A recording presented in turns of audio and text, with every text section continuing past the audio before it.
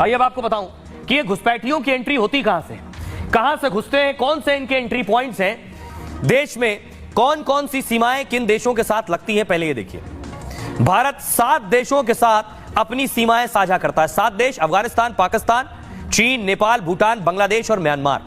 7 देशों के साथ सीमाएं साझा होती हैं, मतलब देश के 7 हिस्से घुसपैठियों के लिए एंट्री पॉइंट है। पहले सबसे ज्यादा घुसपैठ पाकिस्तानी बॉर्डर से हुआ करती थी। आईएसआई और पाक फौज भी बॉर्डर से घुसपैठ कराती थी, लेकिन भारतीय सेना के कड़े एक्शन के बाद से घुसपैठ कम हुई है। अब सबसे ज्यादा घुसपैठ हो रही है बांग्लादेश बॉर्डर से।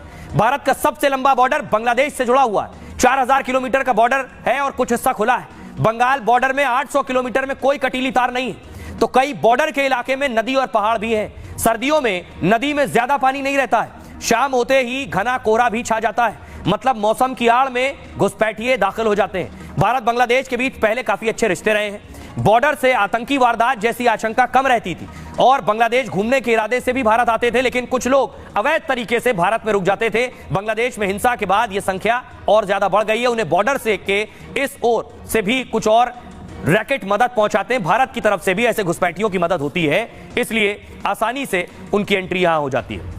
अब आपको बताऊं बांग्लादेश में क्या हो रहा है। पहली तस्वीर मैं आपको दिखाऊं, चिन्मय प्रभु की तस्वीर आप देख रहे हैं। संत चिन्मय प्रभु, इस्कॉन के संत जिन्हें गिरफ्तार किया गया था।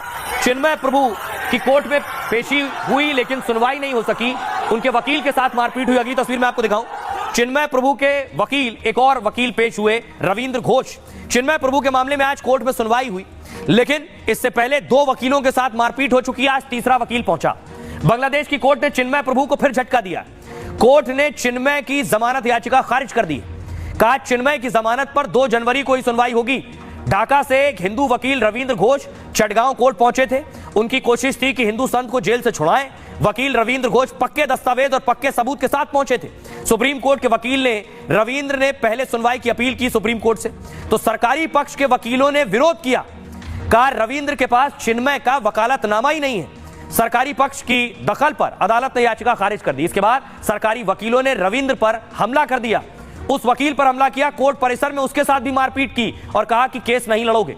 इससे पहले चिन्मय के 2 वकीलों की भी पिटाई हो चुकी है। जमात और बीएनपी ने चिन्मय के केस से दूर रहने की धमकी दी है। उनकी कोशिश है कि हिंदू संत को जेल से कोई राहत ना मिले, लेकिन हिंदू वकील रविंद्र ने कहा वो फिर कोर्ट जाएंगे और कोर्ट से चिन्मय को जमानत दिलाकर ही दम लेंगे। सुनिए जरा क्या कुछ कह रहे हैं साधु संत और सियासतदान।